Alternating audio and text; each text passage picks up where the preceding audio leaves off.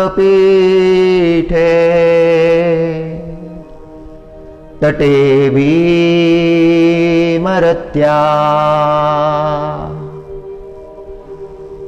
वरं पुण्डरीकाय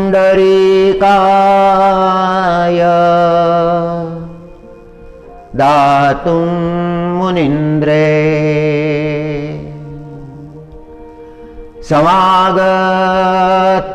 समागततिष्ठन्त मानन्दकन्दम्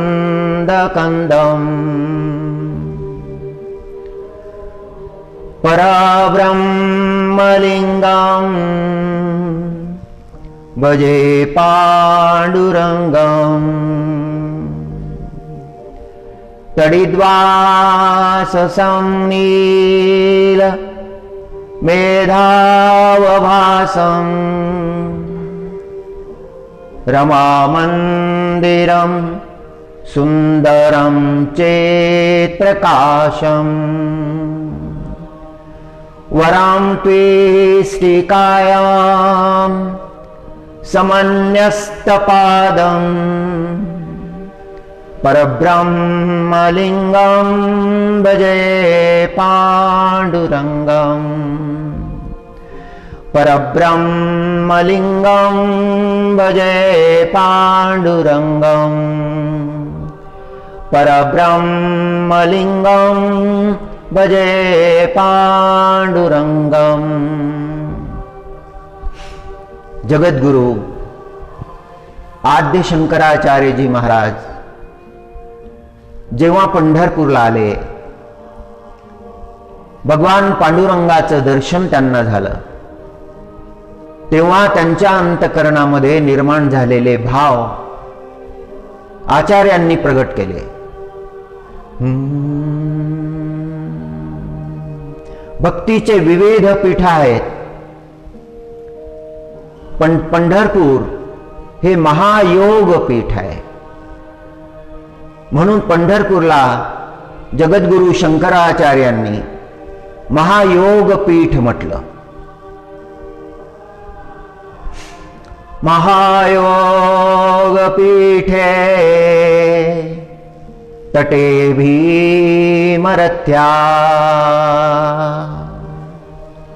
वरं पुण्डरीकाय दातुं मुनीन्द्रे समागततिष्ठन्त मानन्दकन्दं परब्रह्मलिङ्गं भजे पाण्डुरङ्गम् तडिद्वाससंनीलमेधावभासं रमामन्दिरं सुन्दरं चेत्प्रकाशम्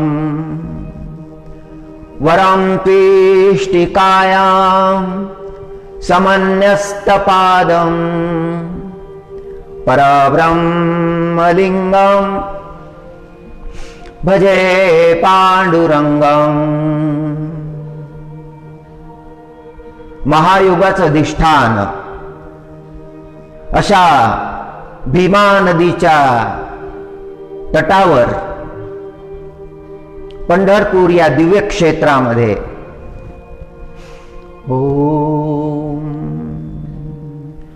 कुंडलिकाला वरदान देण्यासाठी श्रेष्ठ मुनीसह येऊन राहणाऱ्या आनंदकंद अशा परब्रह्म स्वरूपी पांडुरंगाला कोटी कोटी वंदन। ओम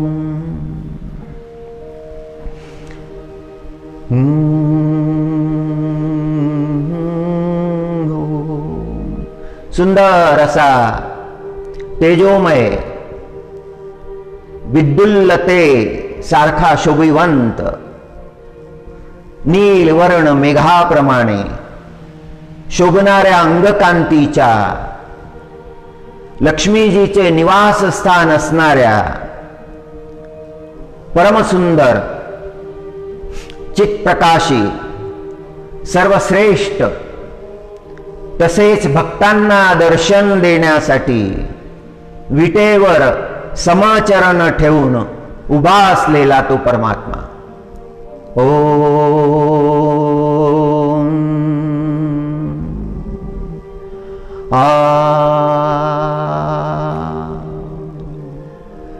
महायोग पीठे तटे भीमरत्या वरं पुंडरीकाय दातुं मुनीन्द्रे समागततिष्ठन्त मानन्दकन्दं परब्रह्मलिङ्गं भजे पाण्डुरङ्गं. परब्रह्मलिङ्गं भजे पाण्डुरङ्गं. नमो विश्वरूपा विष्णु मायवापा.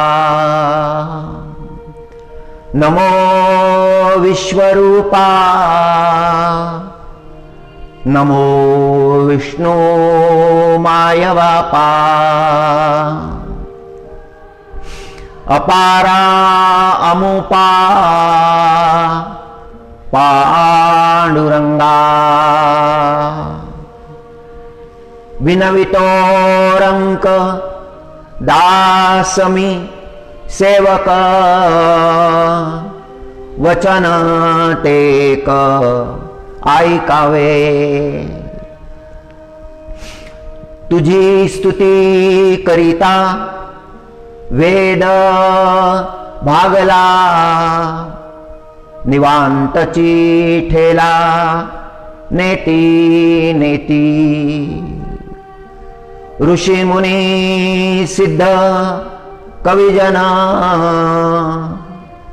वर्णिता तुझे गुण न सरती. तुका म्हणे तेथे कायमा जीवाणी जे तुझी वाखाणी कीर्ती देवा. नमो विश्वरूपा विष्णुमाय बापा. सगळ्या जगाला ज्या परमात्म्यानं व्यापून टाकलेला आहे, सगळ्या ब्रह्मांडाला जो भरून उरलेला आहे, सगळं ब्रह्मांड ज्याच्यामध्ये समाविष्ट आहे, असा तो विश्वव्यापक विश्वरूप झालेला आहे. त्या परमात्म्याला जगद्गुरु तुकाराम महाराज वंदन करतात.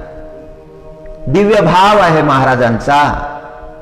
नमो विश्वरूपा विष्णुमाय बापा. सगळ्या जगाचा मायबाप आहे तो परमात्मा. अपारामुपा पांडुरंगा. पांडुरंगा तुझा अंत पार कळत नाही. सर्वत्र तू व्यापलेला आहे. जिथे जिथे दृष्टी तिथे तिथे तूच समावलेला आहेस. जगद्गुरु तुकाराम महाराज विनंती करतात. विनवितो रंक दास मी सेवक. पांडुरंगा मी तुमचा सेवक आहे, मी तुमचा दास आहे. तुमचा दास होण्यामध्ये धन्यता आहे. परमात्माचा दास होण्यामध्ये धन्यता आहे. जीवन कृतार्थ आहे. जगाचा दास, आणिकाचा दास, होण्यामध्ये जीवन कृतार्थ नाही, ते बंधनाचं कारण आहे. एक वचन माझं ऐका. महाराज पांडुरंगाला विनंती करतात.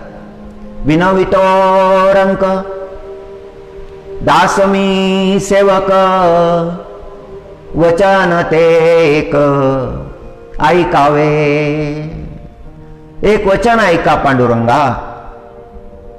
तुमची स्तुती मी काय करू, तुमचं गुणगान मी काय करू, माझ्याजवळ कोणती मती आहे.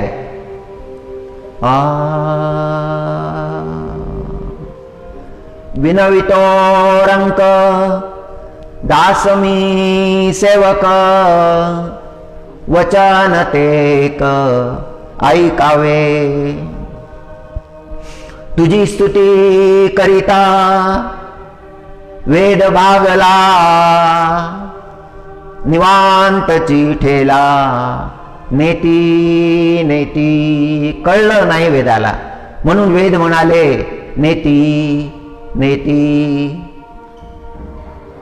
नाही नाही, हे नाही, हे नाही, हे कळलंच नाही. समुद्र मापण्यासाठी काही शास्त्रज्ञ गेले.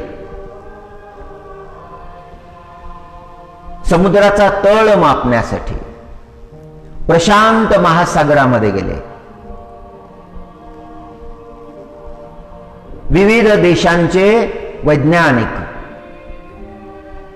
आणि ते समुद्राचा तळ शोधायला लागले. आणि तळ शोधत असताना this is not it, this is not it अशा प्रकारचं बोलायला लागले. हे ते नाही, हे ते नाही. त्या तळाचा थांग पत्ता लागला नाही. तसा त्या परमात्म्याचा, तो परमात्मा सौंदर्याचा महासागर आहे, सुंदरतेचा सिंधू आहे, कृपेचा सिंधू आहे. त्याचा अंतपार लागत नाही. म्हणून वेद म्हणायला लागले नेती नेती. जसे ते शास्त्रज्ञ म्हणत होते this is not it, this is not it. त्या महासागराचा थांग पत्ता त्या वैज्ञानिकांना लागला नाही. फार मोठ्या व्यवस्थेसह गेले होते. सगळे आधुनिक उपकरण त्यांच्या जवळ होते, पण तरीही त्या समुद्राचा थांग पत्ता त्यांना लागला नाही. आणि वेद जे ज्ञानाचे शिखर आहेत, त्या वेदांना परमात्म्याचा थांग पत्ता लागत नाही. वेद म्हणाले नेती नेती. जगद्गुरु तुकाराम महाराजांनी वेदांचं मर्म समजलं. वेदांचे गहन अर्थ, अनाकलनीय अर्थ, जे आकलन होत नाही ते समजले. आणि महाराजांनी वेदांचं प्रमाण दिलं. विनवितो रंक दास मी सेवक, वचन ते एक ऐकावे. पांडुरंगा, माझी विनंती आहे, ते माझं एक वचन ऐकावं. तुझी स्तुती करिता वेद भागला, निवांत चिठेला नेती नेती. तो वेद जो मंत्रवान होता, ज्याचा अनुभव फार मोठा होता, तो वेद भागला, सांगू शकला नाही, निवांत राहिला, नेती नेती नेती म्हणायला लागला.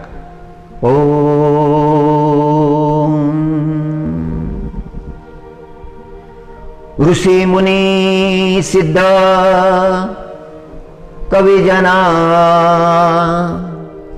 वर्णिता तुझे गुण न सरती.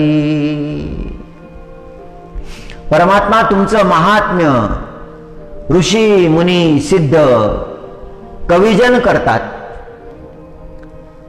पण तुझे गुण काही सरत नाही. तुझ्या गुणांचं वर्णन ते सुद्धा करत नाही. परमात्म स्वरूप अनिर्वचनीय आहे. वाणीचा विषय नाही, वाणीला सांगता येणार नाही. जगद्गुरु आदि शंकराचार्यजी महाराजांनी पांडुरंगाची स्तुती केली.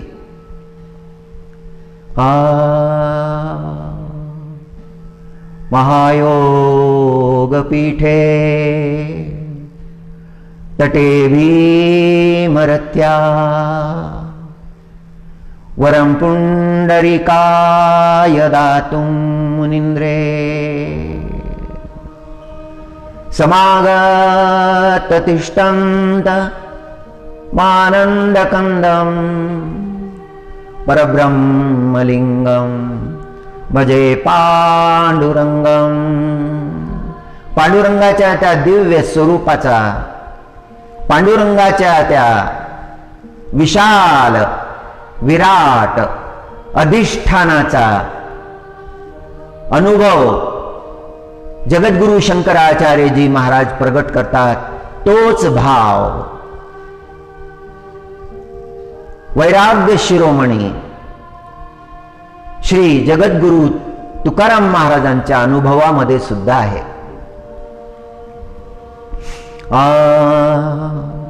ऋषी मुनी सिद्ध कविजन वर्णिता तुझे गुण न सरती. पांडुरंगा तुझं महात्म्य वर्णन करता येत नाही, तो वाणीचा विषय नाही. सिद्धांची इथे अशी अवस्था आहे, ऋषी मुनींची या ठिकाणी अशी अवस्था आहे. वेदही शिणला आहे, भागला आहे, निवांत राहिला आहे. नेती नेती शब्दाचा उच्चार त्या वेदानं केला आहे.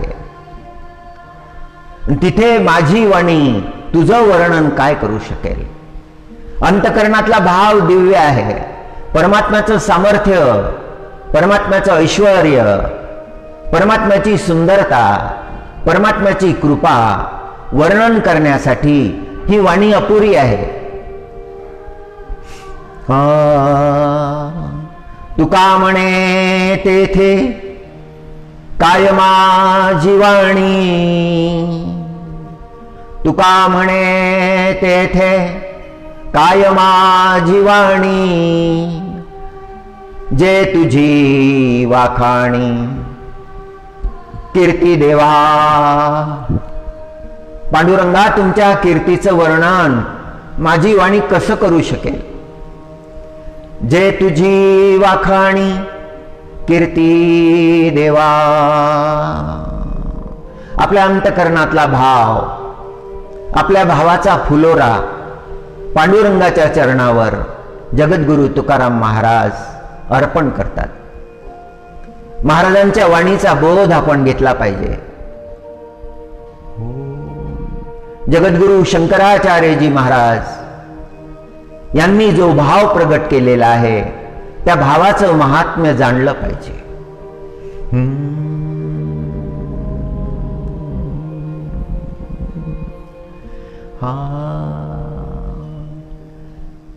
जगामधला मानव समाज, मानव समुदाय प्राकृतिक नियमाच्या अनुसार वेगवेगळ्या देशांमध्ये राहणारा, वेगवेगळ्या भाषा बोलणारा, वेगवेगळी वेशभूषा परिधान करणारा, अनेक प्रकारचे भेद आहेत. भाषेचा भेद आहे, भिन्न भिन्न भाषा आहेत. एकाच देशामध्ये अनेक भाषा आहेत. पृथ्वीवर अनेक भाषा बोलल्या जातात. अनेक भाषांची नोंद आहे आणि अनेक भाषांची अजून नोंदच झाली नाही. भाषाभेद, वस्त्रभेद, वेगवेगळ्या प्रकारचे वेशभूषा परिधान करतात, वेगवेगळ्या प्रकारचे वस्त्र, काही खूप वस्त्र धारण करतात, काही कमी वस्त्र धारण करतात, काही शिवलेले वस्त्र धारण करतात, काही न शिवलेले वस्त्र धारण करतात. काहींच्या वस्त्राचा एकच रंग आहे, काहींच्या वस्त्राचे अनेक रंग आहेत, काहींचे वस्त्र रंगबिरंगी आहेत. वस्त्रभेद, आहारभेद, आहारामध्ये भेद आहे. काही कंदमुळं खाऊनच राहतात, काही शाकाहारी आहेत. वेगवेगळे आहार करणारे लोक. आहारामध्ये भेद आहे, व्यवहारामध्ये भेद आहेत, रीती रिवाज सगळ्या गोष्टीमध्ये भेद आहे. पण एवढी विभिन्नता, एवढे भेद असल्यानंतरही संत मात्र अभेद आहे. कोणत्याही देशातला संत घ्या, तो परमार्थाचाच मार्ग दाखवितो. जगामधल्या सगळ्या देशामध्ये सब दिन सब काल सब देसा, जगातल्या सगळ्या देशामध्ये संत आहेत. संत केवळ माझ्याच देशात आहे हा दुराग्रह आहे. असा हट्ट कोणी करू नये, हे अज्ञान आहे. त्या परमात्म्याच्या दिव्य प्रकाशाचं प्रतिबिंब हे सगळ्या जगामध्ये पडलेलं आहे, सगळ्या ठिकाणी आहे. संत आहेत म्हणून या जगाचे सगळे व्यवहार चाललेले आहेत, सगळं सुरळीत चाललेलं आहे. आपण आपल्या घरामध्ये निवांतपणे राहत असतो, सुख समाधानाने राहत असतो. पण ते संत महात्मे मध्यरात्री ब्रह्म मुहूर्तामध्ये उठून प्रार्थना करीत असतात. हॉलंडचे एक संत, त्यांचं एक स्टेटमेंट आहे, the whole world is in peace because the sages of the world keep on praying the Lord. सगळं जग व्यवस्थित आहे, शांततेमध्ये निवास करत आहे. याला कारण मध्यरात्रीच्या वेळेला उठून ते संत महात्मे दिव्य प्रार्थना करत असतात. सब दिन सब काल सब देसा, सगळ्या जगामध्ये सगळ्या काळामध्ये. जगामध्ये दोन प्रकारचे जीव आहेत. एक सार ग्रहण करणारे आहेत, एक भार ग्रहण करणारे आहेत. एक तत्वाचं तत्व निवडून काढतात, ते तत्व ग्रहण करतात. ते तत्व ग्रहण केल्यानंतर त्याच्या अनुसार आपलं जीवन यापन करतात. त्यांचा प्रत्येक श्वास हा जगत हितासाठी आहे, जगाच्या कल्याणासाठी आहे. त्यांच्या जीवनाचा प्रत्येक क्षण हा जगत कल्याणासाठी आहे. जगद्गुरु तुकाराम महाराज हे सगळ्या जगाचे आहेत. मराठी भाषेतील लोकांना असं वाटतं की आपण फार भाग्यवंत आहोत, आपले तुकाराम महाराज आहेत. पण ते वैश्विक आहेत, सगळ्या विश्वाचे आहेत, सगळं विश्व त्यांचं घर आहे. त्यांची मती स्थिर आहे, विश्वस्वरूप आहे झालेले. त्यांची प्रार्थनाच तशी आहे, नमो विश्वरूपा नमो विष्णुवाय बापा. विष्णू या शब्दाचा अर्थ होतो व्यापक. सगळ्या चराचराला ज्याने भरून टाकलेला आहे असा जो व्यापक आहे त्याला विष्णू म्हणतात. परमात्म्याला विश्वरूप म्हटलेलं आहे, मर्यादेमध्ये बांधलेलं नाही. एवढाच नाही, तो मूर्तीमध्येही आहे, मूर्तीच्या बाहेरही आहे, सर्वत्र आहे. सगळं त्याने व्यापून टाकलेलं आहे. म्हणून महाराज म्हणाले नमो विश्वरूपा. जगामधले दोन प्रकारचे लोक, एक सारग्राही आहेत, दुसरे भारग्राही आहेत. सारग्राही जगातलं सार निवडतात, ते सार ग्रहण करतात, मंगल ग्रहण करतात, जे श्रेष्ठ आहे त्याचा संग्रह करतात, ते सांभाळून ठेवतात. जे असार आहे त्याचा त्याग करतात.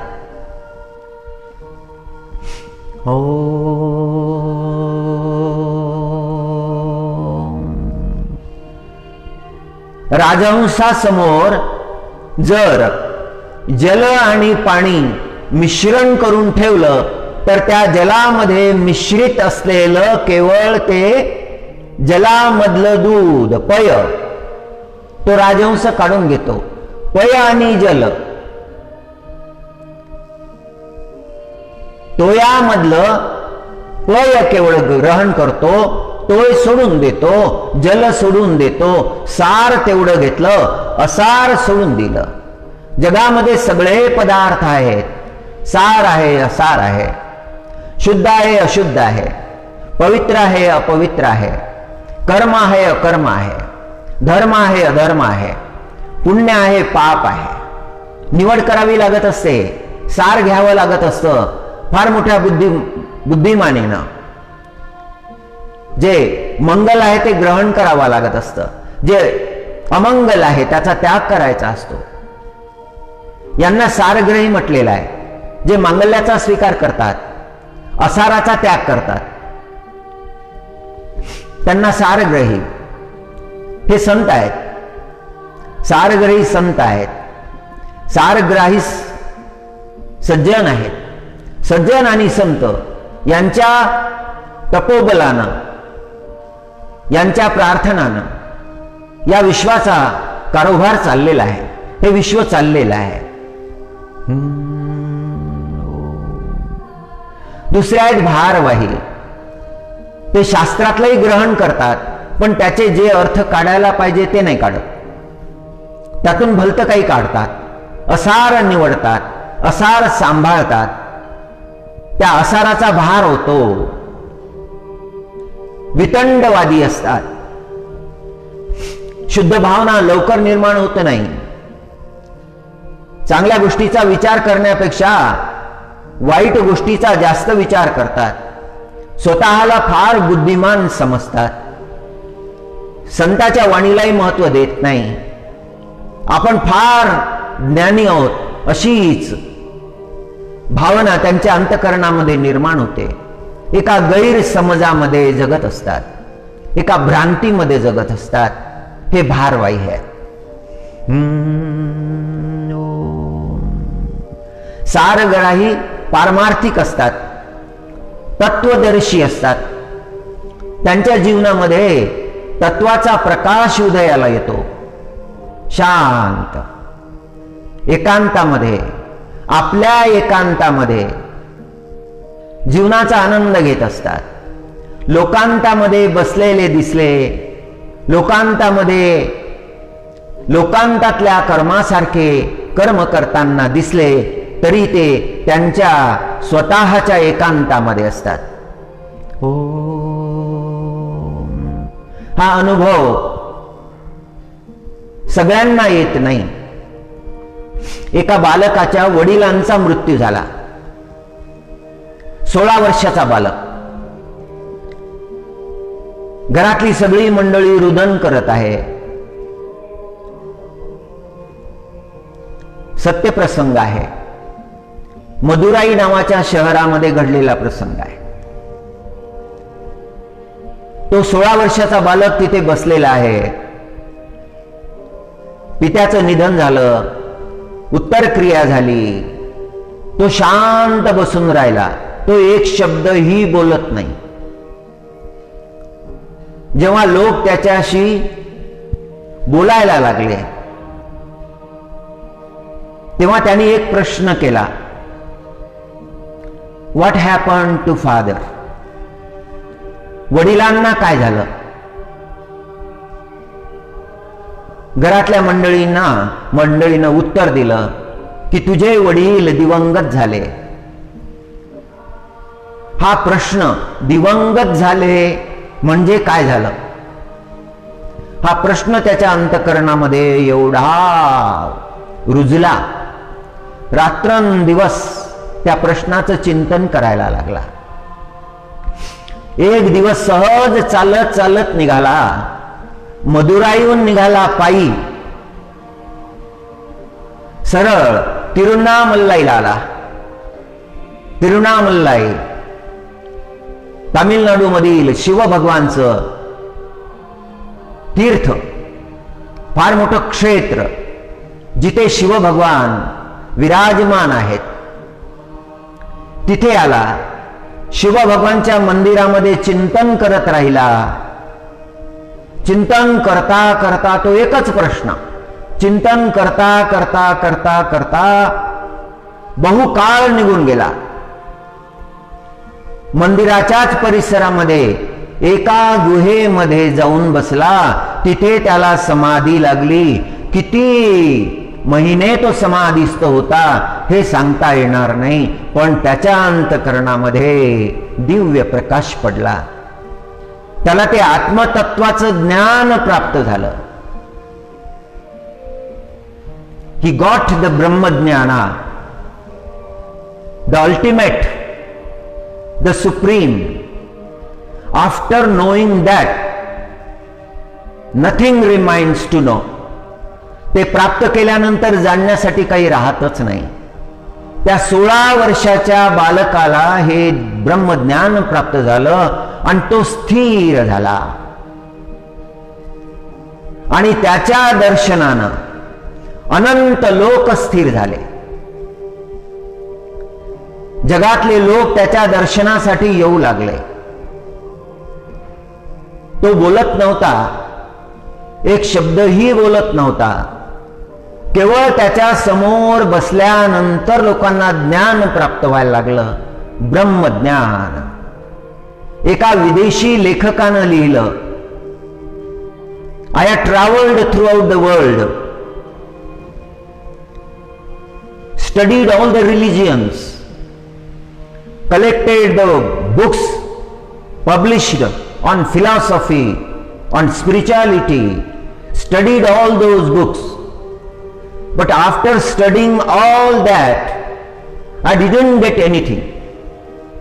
And when I came to Tiruvannamalai and just sat in front of Swamiji, I got everything. आतापर्यंत केलेले परिश्रम काही उपयोगी पडले नाही. एवढे ग्रंथ वाचले, एवढं सगळं केलं, पण त्याचा काही उपयोग झाला नाही. माझं महद्भाग्य, मला आज या योगाचं दर्शन झालं आणि मला सगळं काही प्राप्त झालं. केवळ दर्शन मात्रेन, संताच्या दर्शने हा लाभ. परमात्माच प्राप्त झाला, आत्मज्ञानाची प्राप्ती झाली. जगद्गुरु शंकराचार्यजी महाराजांचं स्वरूप तसं आहे. जगद्गुरु तुकाराम महाराजांची वाणी तशी आहे. त्या दिव्य ज्ञानाकडे संकेत करणारी, आपल्याला समजेल अशा भाषेमध्ये सांगितलेलं आहे महाराजांनी, पण ब्रह्मज्ञान सांगितलेलं आहे. त्या ज्ञानाचं ज्ञान, त्या शब्दाचा आत्मा मनुष्यानं प्राप्त केला पाहिजे. ओम नमो विश्वरूपा, नमो विष्णुमाय वापा, अपारामुपा पांडुरंगा, विनवितोरंक दासमी सेवक, वचन तेक ऐकावे. तुझी स्तुती करिता वेद भागला, निवांत चिठेला नेती नेती. ऋषी मुनी सिद्ध कविजना, वर्णिता तुझे गुण न सरती. तुका म्हणे तेथे काय माझी वाणी, जे तुझी वाखाणी कीर्ती देवा. ओम. अर्जुनजी महाराजांची अशीच अवस्था झालेली आहे. कुरुक्षेत्राच्या भूमीवर परमात्म्याला आज्ञा केली, सारथी आहेत परमात्मा, हे परमात्मा माझा रथ दोन्ही सैन्याच्या मध्ये स्थापित करा. परमात्म्याने जशी अर्जुनानं पार्थानं आज्ञा केली त्याप्रमाणे पार्थ सारथीनं रथ दोन्ही सैन्याच्या मध्ये नेऊन उभा केला. भीष्म पितामहाकडे पाहिलं, द्रोणाचार्यजी महाराजांच्या कडे पाहिलं. अंतकरणामध्ये भाव निर्माण झाले की या भीष्माची, या द्रोणाची केवढी कृपा आहे. यांच्या छायेमध्ये मी लहानाचा मोठा झालो, यांनी दिव्य ज्ञान मला दिलं.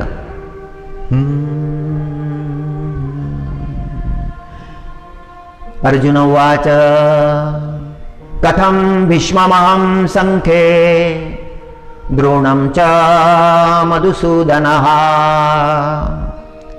इषुभिः प्रतियोत्स्यामि पूजार्हा वरिसुदना. गुरुन् हत्वा हि महानुभावान् श्रेयो भोक्तुं भेक्षामपीह लोके. हत्वार्थकामास्तु गुरुर्नेहैव भुञ्जीय भोगान् रुधिरा प्रदिग्धान्. ओम. परमात्म्याला विचारलं अर्जुनजी महाराजांनी. द्रोणाचार्यांची भावना लक्षात आली. केवढी कृपा आहे द्रोणाचार्यांची. आज जीवनामध्ये जे काही यश प्राप्त झालं, जी काही मान मान्यता प्राप्त झाली, हा गुरु द्रोणाचार्यांचा प्रसाद आहे, कृपा आहे. त्या गुरु कृपेचं विस्मरण झालं नाही. एवढा मोठा काळ निघून गेला, वनवास भोगला, 12 वर्ष वनवास, 1 वर्ष अज्ञातवास. राज्य मागण्यासाठी आले, दुर्योधन राज्य द्यायला तयार नाही. युद्धाचा प्रसंग निर्माण झाला आणि आज परिस्थिती अशी निर्माण झाली की भीष्म द्रोणासंगे युद्ध करावं लागणार आहे. म्हणून मनामध्ये दुःख निर्माण झालं. जीवनामध्ये असा प्रसंग यावा का?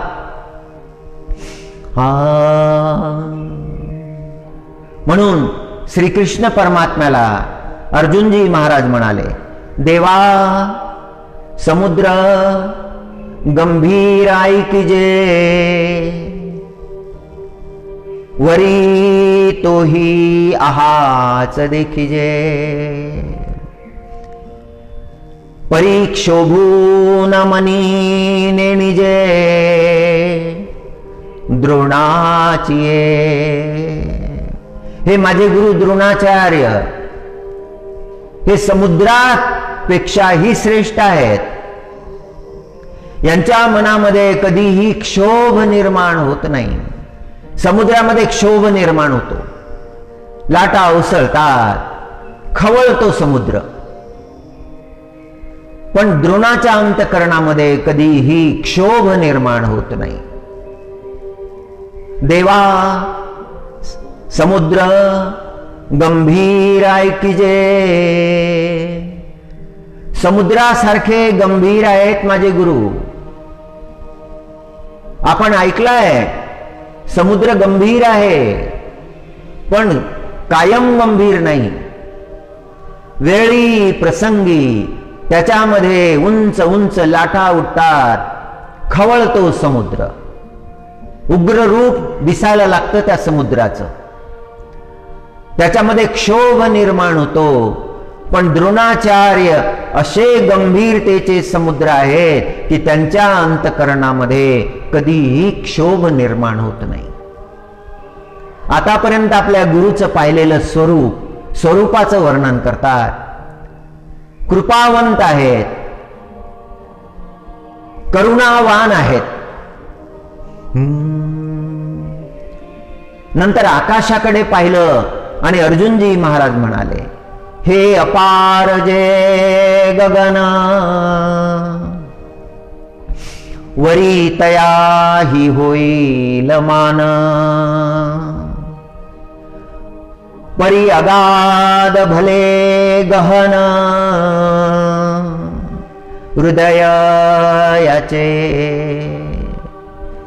हे आकाशा दिसत आहे मस्तकावर, ते आकाश अपार आहे, त्याचा अंत पार कळत नाही. कुठे आरंभ झालं कुठे पूर्ण झालं ते कळत नाही. पण माझे गुरु द्रोणाचार्य आकाशापेक्षाही विशाल माझ्या गुरूंचं अंतःकरण आहे. ओम. द्रोणाचार्यांचे पुत्र आहेत अश्वत्थामा. एकदा आईला दूध मागायला लागले. आई मला दूध दे. घरामध्ये दूध नव्हतं, फार दारिद्र्य आहे. एवढे विद्या संपन्न, शास्त्र संपन्न, धनुर्वेदाचार्य, गुरुनाम गुरु असं ज्यांचं स्थान आहे ते द्रोणाचार्य. त्यांचा पुत्र अश्वत्थामा दूध मागत आहे. माता व्याकुळ झाली, दूध देता आलं नाही, पतीच्या जवळ गेली. भरद्वाज कुलोत्पन्न द्रोणाचार्यांनी विचारलं,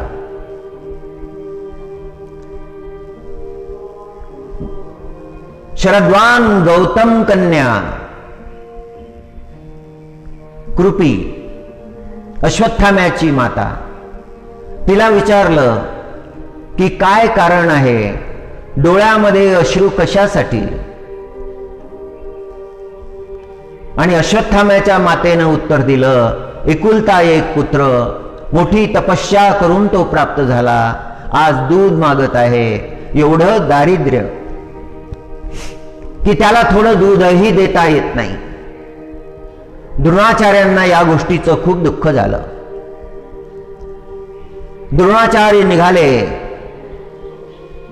पांचाल देशाकडे. पांचाल देशामध्ये राज्य होतं द्रुपद महाराजांचं. द्रुपद महाराजांच्या सभेमध्ये गेले. राजा द्रुपद सिंहासनावर बसलेले आहेत. द्रोणाचार्य सभेमध्ये उपस्थित झालेले आहेत. राजा द्रुपदानं द्रोणाचार्यांकडे पाहिलं आणि ओळखलं नाही असं केलं. गुरुकुलामध्ये सोबत होते, एकाच कुटीमध्ये निवास करत होते, सोबत खेळत होते, खांद्यावर हात ठेवून एकमेकांच्या गुरुकुलातल्या त्या जीवनाचा आनंद घेत होते. एक दिवस द्रुपद, राजपुत्र द्रुपद द्रोणाचार्यांना म्हणाले, द्रोणा तू काय होशील?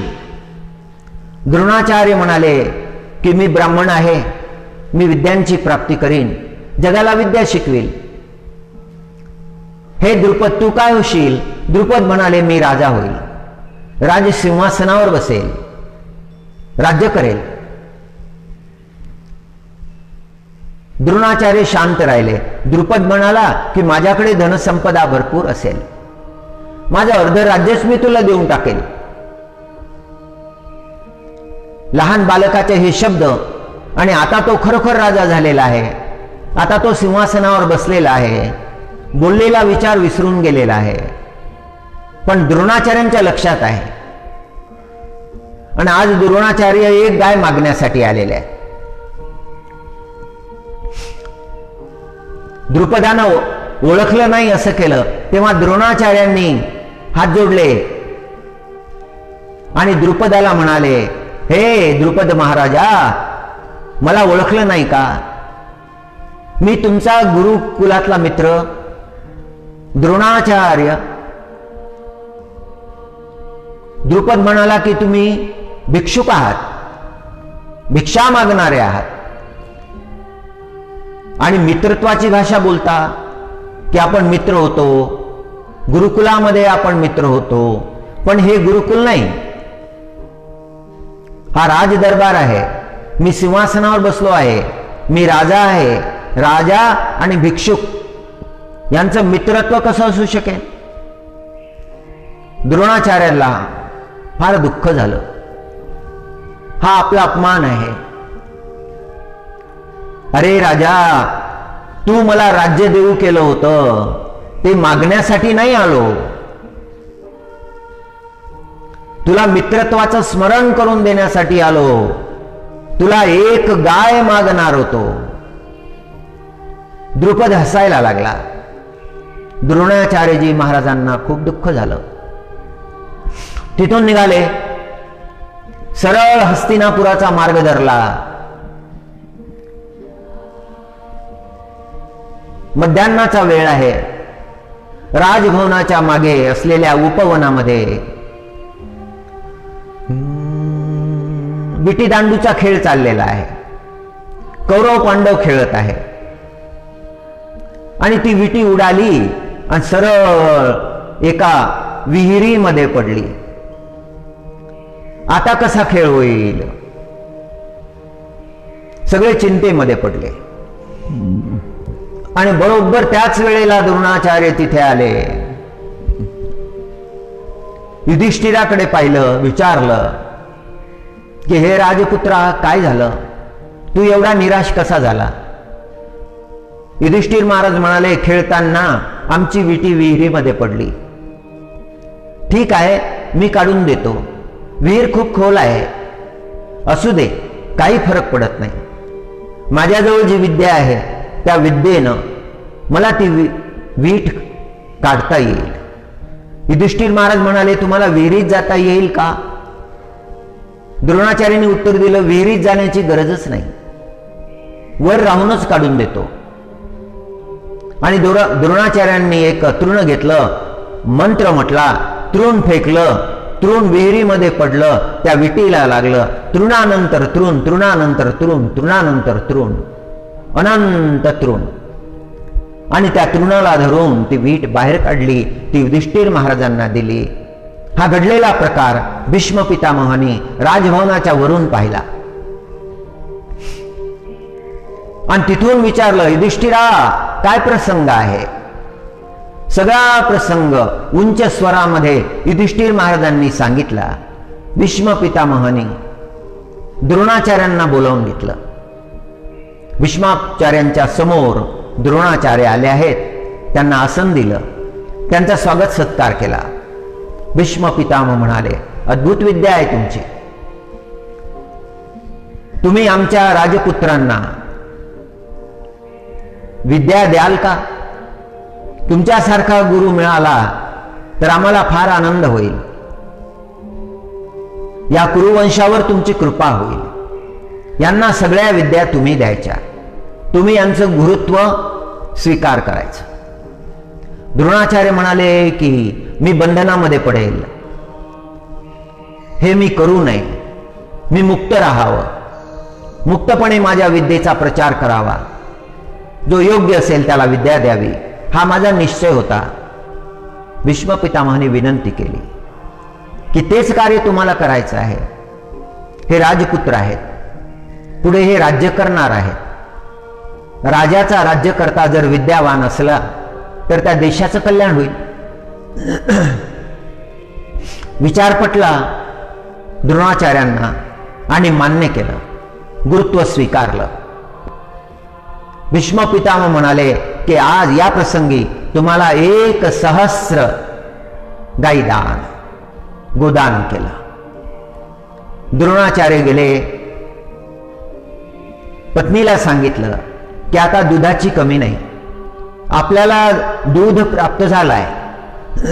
कुरुवंशानं तुझ्या पुत्रासाठी एवढं दूध दिलं आहे, आता जीवनामध्ये कुठल्याच प्रकारची कमतरता नाही. द्रोणाचार्य हस्तिनापुराला आले, सोबत पुत्राला घेऊन आले. ओम.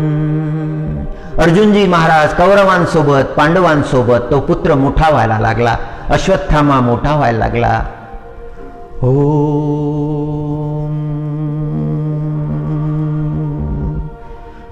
अर्जुनजी महाराजांच्या जीवनामध्ये एकाग्रता आहे. ज्याच्या जीवनामध्ये एकाग्रता आहे त्याला विद्येची प्राप्ती होते.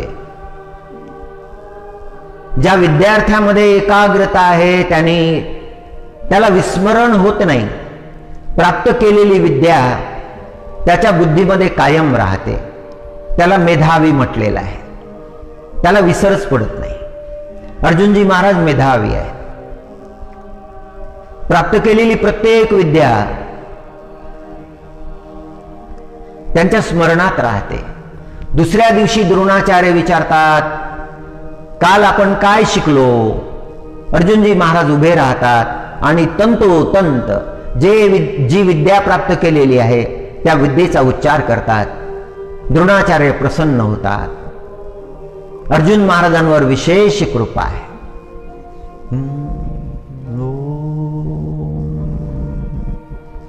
एकदा परीक्षा घ्यायची होती द्रोणाचार्यजी महाराजांना. त्यांनी म्हटलं की ठीक आहे मुलांनो, आज तुमची परीक्षा आहे, धनुर्विद्येची परीक्षा. लांब अंतरावर एक काष्ठाचा पक्षी बांधला आणि त्या पक्षाचा डोळा जो होता त्या डोळ्याच्या ठिकाणी एक हिरा जडवलेला आहे. सगळ्यांना विचारलं, पहा बरं त्या वृक्षाकडे. सगळे पाहायला लागले. बरं ठीक आहे, आता त्या वृक्षावर असलेला तो काष्टाचा पक्षी, त्या पक्षाचा नेत्रभेद करायचा आहे. तुमचा बाण त्या नेत्राला लागला पाहिजे. ठीक आहे, कोण प्रथम प्रयत्न करेल? दुर्योधन पुढे आला. दुर्योधन म्हणाला, मी करणार. ठीक आहे, धनुष्यावर बाण लावा.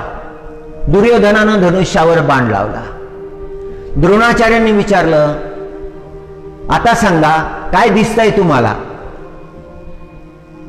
दुर्योधन म्हणाला, मला वृक्ष दिसतो, त्या वृक्षाच्या फांद्या दिसतात, त्या वृक्षाचा आकार दिसतो, सूत्रानं बांधलेला तो पक्षी दिसतो. द्रोणाचार्य म्हणाले, ठीक आहे, बाजूला व्हा, तुम्हाला जमणार नाही. दुर्योधनाला बाजूला केलं. दुसरा आला, त्याला विचारलं, तुम्हाला काय दिसतं? वृक्ष दिसतो, फांद्या दिसतात, सूत्र दिसतं, पक्षी दिसतो, चला तुम्हाला तुमच्याकडूनही होणारं काम नाही. त्यांनाही बाजूला केलं. अनेक विद्यार्थी आले, अशा प्रकारचे उत्तर दिले. द्रोणाचार्यांनी त्यांना संधी दिली नाही. अर्जुनाला बोलावलं, अर्जुना आता तू ये. अर्जुनजी महाराज आले, आपल्या धनुष्यावर बाण लावला. एक नेत्र बंद केलं, त्या बाणावर दृष्टी स्थिर केली आणि विचारलं, द्रोणाचार्यांनी विचारलं, अर्जुना तुला काय दिसतं? गुरुदेव, मला केवळ त्या पक्षाचं नेत्र दिसतं. सोड बाण. अर्जुनजी महाराजांनी बाण सोडला आणि तो बाण त्या नेत्रावरच लागला. तो हिरा आणि बाण भूमीवर पडला. सगळे त्या ठिकाणी गेले. द्रोणाचार्य म्हणाले, याला एकाग्रता म्हणतात. केवळ आपलं ध्येय, केवळ आपलं लक्ष. मनुष्यानं जीवनामध्ये आपल्या ध्येयाकडे लक्ष दिलं, एकाग्रता केली तर त्या मनुष्याचं निश्चितपणे कल्याण होतं. त्याला आपल्या ध्येयाची प्राप्ती होते. फार दिव्य उपदेश द्रोणाचार्य करतात आणि अर्जुनजी महाराज खुल्या अंतकरणानं त्याचा स्वीकार करतात. जे प्राप्त केलं त्याचा विसर पडत नाही. गुरुवर नितांत श्रद्धा आहे आणि ज्या ठिकाणी श्रद्धा आहे त्या ठिकाणी ज्ञान प्राप्त होतं.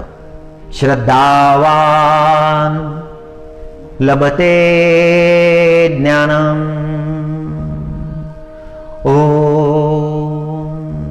युद्धाच्या प्रसंगी अर्जुनजी महाराजांच्या अंतकरणामध्ये ग्लानी निर्माण झाली की ज्या गुरुनं एवढी कृपा केली त्या गुरुसोबत युद्ध करायचं का?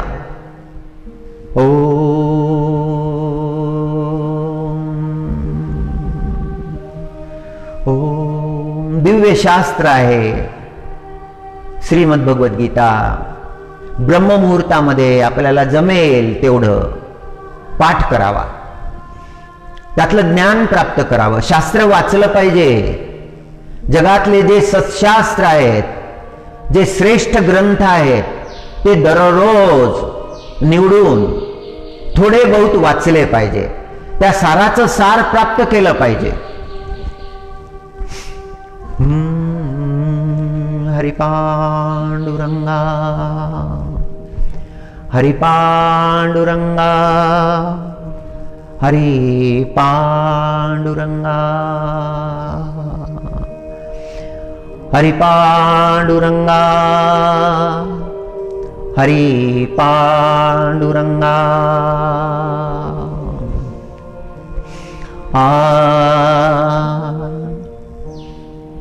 पुंडलिका दिले वरदान, विटे उभा आनंद चिद्गना. पुंडलिका दिले वरदान, विटे उभा आनंद चिद्गना. रुक्मिणी वल्लभ सुखनिधान तिष्ठतसे. पुंडलिकजी महाराजांना वरदान दिलं. तो परमात्मा, तो आनंद निधान, तो आनंद चिद्घन विटेवर उभा राहिला. पुंडलिक वरदा हरी विठ्ठल, श्री ज्ञानदेव तुकाराम. हे वरदान आहे. संत मंडळी याचा जयघोष करत असतात, पांडुरंगाला आठवण करून देत असतात की हे पांडुरंगा, तुम्ही वरदान दिलेलं आहे. बरं, पुंडलिकाला वरदान दिलेलं आहे तुम्ही. पुंडलिक वरदा हरी विठ्ठल, हे हरी विठ्ठला, हे पांडुरंगा, तुम्ही पुंडलिकाला वरदान दिलं आणि याची साक्ष आहेत. याची साक्ष कोण आहेत? ज्ञानदेव तुकाराम. माऊली ज्ञानेश्वर महाराज आणि जगद्गुरु तुकाराम महाराज हे साक्ष आहेत. हे आठवण करून देत असतात, पांडुरंगाला आठवण करून देतात, तुम्ही वरदान दिलाय. पुंडलिक वरदान. काय वरदान दिलं? शांतिब्रह्म एकनाथ महाराजांनी वर्णन केलं. जोडोनिया हात दोन्ही, पुंडलिक मुनी विनवित. जोडोनिया हात दोन्ही, पुंडलिक मुनी विनवित. आहात ऐसे उगेची राहा, जसे आहात तसेच राहा, उगेच राहा, हलू नका आता. आहात ऐसे उगेची राहा, माझी ये पहा प्रेमासी. माझ्या प्रेमाला पहा, आता इथेच उभे राहा, आता इथून जाऊ नका. पुंडलिकजी महाराज मागायला लागले, परमात्मा भेटायला आला. तो कृपाळू परमात्मा, तो कृपावंत परमात्मा वैकुंठ सोडून आला. ओम. भक्तासाठी आला. परमात्मा भक्तासाठी येतो. तिष्ठत उभा राहतो. जोडोनिया हात दोन्ही, पुंडलिक मुनी विनवित. आहात ऐसे उगेची राहा, माझी ये पहा प्रेमाशी. माझ्या प्रेमाकडे पहा आणि आता राहा इथे. उभेच राहा, उभेच राहा. उभा केलेला आहे तो परमात्मा आजही उभाच आहे. तिष्ठत उभा आहे, भक्तासाठी उभा आहे. भक्त करुणाकर आहे. जे जे येती ज्या ज्या भावे, ते ते तारावे कृपाळुआ. आणि वरदान काय मागितलं की जे कोणी तुमच्या दर्शनासाठी येतील, ज्या ज्या भावनेनं येतील, हे पांडुरंगा त्यांना तुम्हाला तारायचं आहे. जे जे येती ज्या ज्या भावे, ते ते तारावे कृपाळुआ. आणि हे वरदान दिलं पांडुरंगांनी, हे वरदान दिलं त्याचं स्मरण करून देतात भक्त. पुंडलिक वरदा हरी विठ्ठल, श्री ज्ञानदेव तुकाराम. ज्ञानदेव तुकाराम हे साक्षी आहेत. असे तसे साक्षी नाहीत.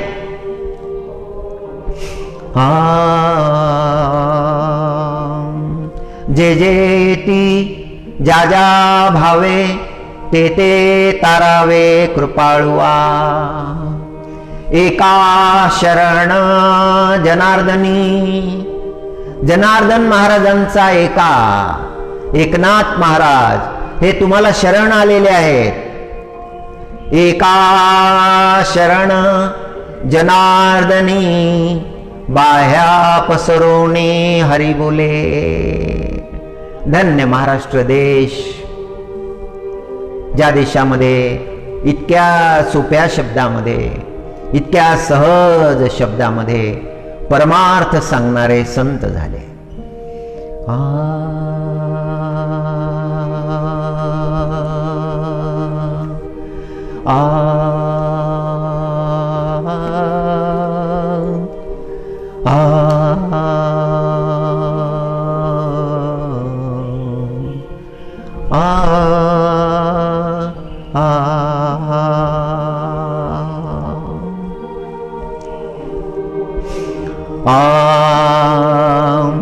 अब मैं नाचो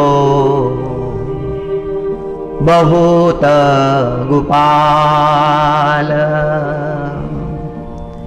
अब मैं नाचो बहुत गोपाल. काम क्रोध को परिचोलना. कंठ विषय की माल. अब मैं नाचो बहुत गोपाल. महामोह के नुपुर बाजत. निंदा शब्द रसाल. निंदा शब्द रसाल. अब मैं नाचो बहुत गोपाल. परमात्मा से सूरदास जी महाराज अपने भाव का निवेदन करते हैं कि संसार में, इस संसार के चक्र में मैंने बहुत नृत्य कर लिया, अब मैं थक गया हूं. ये संसार की धुन पर नाचते हुए अंतर के बाहर के सारे विकारों में नाचते हुए मेरी दुर्गति हो गई है, अब बहुत हो गया.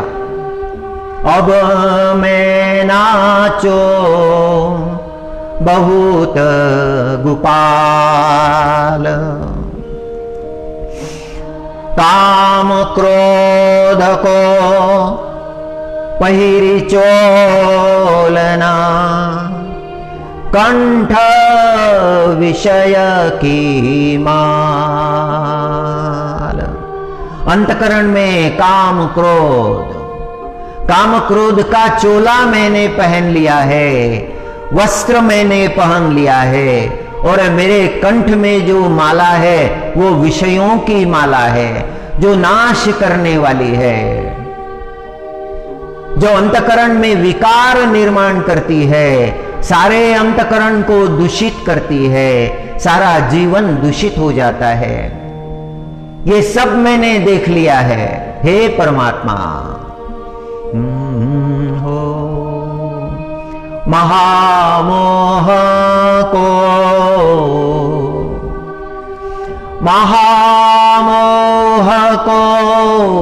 नुपुर बाजत. मोह के नुपुर बज रहे हैं, मेरे मन को आकर्षित कर रहे हैं, मेरी वृत्तियों को आकर्षित कर रहे हैं. मोह बड़ा भयंकर है. सूरदास जी महाराज ने मोह का स्वरूप जान लिया और मोह का वर्णन कर रहे हैं. महामोह के नुपुर बाजत चलत. महामोह महामोह के नुपुर बाजत, निंदा शब्द रसाल। जीवन में मोह निर्माण हो गया, दृष्टि मोहग्रस्त हो गई, सर्वत्र उस मोह का प्रभाव है और वाणी निंदा कर रही है। निंदा शब्द रसाल। लोग जितनी निंदा करते हैं उतनी निंदा करना अगर छोड़ दे, भगवान का स्मरण करे तो उनका कल्याण हो जाए।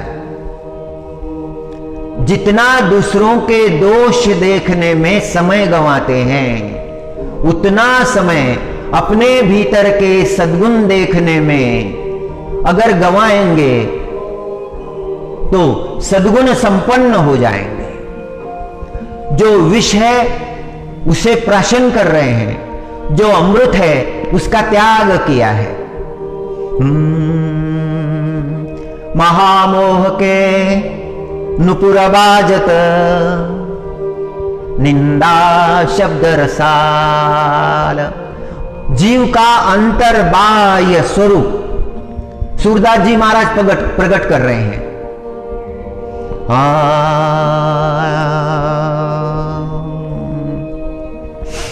भरम भरयो मन भयो पखावज। मन मृदंग हो गया है और उसमें से जो गोल निकल रहे हैं, हाथ की थाप जब उस पर पड़ती है तो उसमें से जो शब्द निकलता है वो सब भ्रम निकलते हैं। मोहग्रस्त अंतकरण के सारे भ्रम निकलते हैं। भरम भयो मना भयो पखावज। पखावज हो गया मन, भ्रम से भर गया है।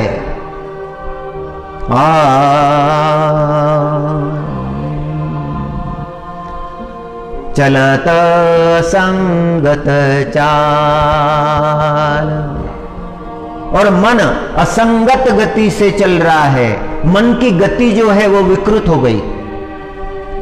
जीवन में भ्रम आ गए कि फिर सामने जो मार्ग है वो भी दिखाई नहीं देता। तृष्णानाद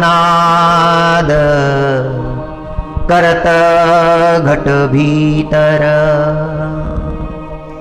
नाना विधि देता।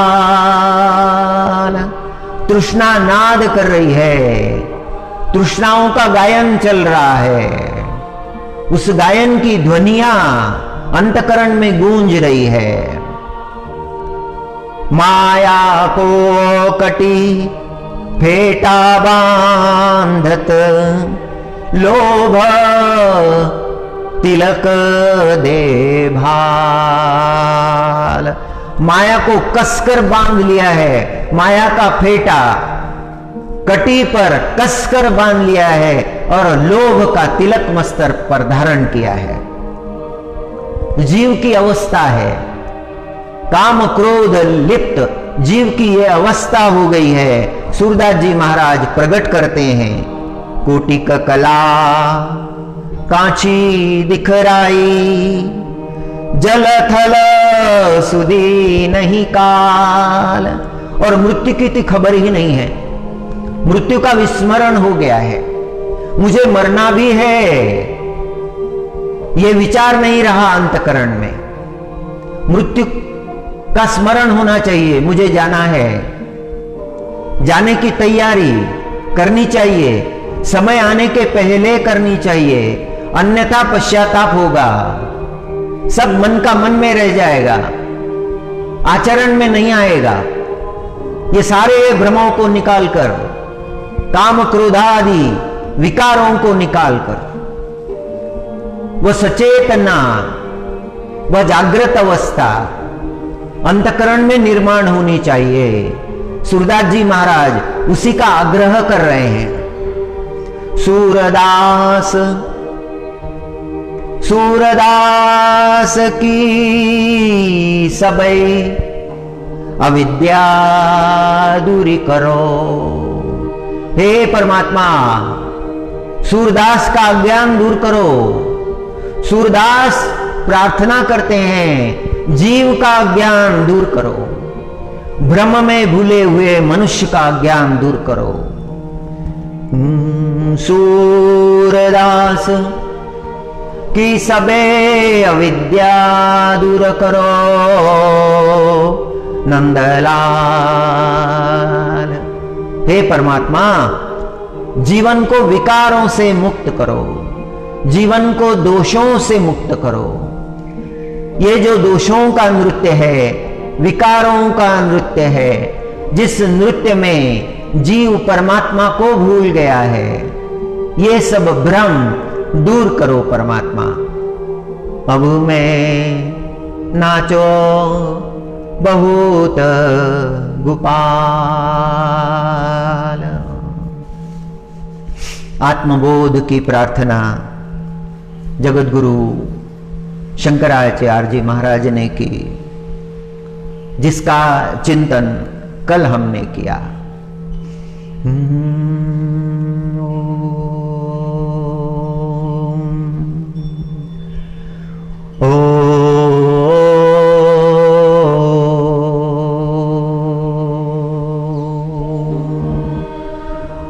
मनो बुद्धि अहंकार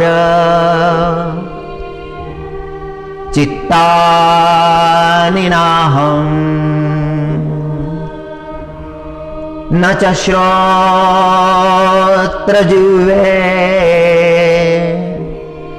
न च घ्राणनेत्रे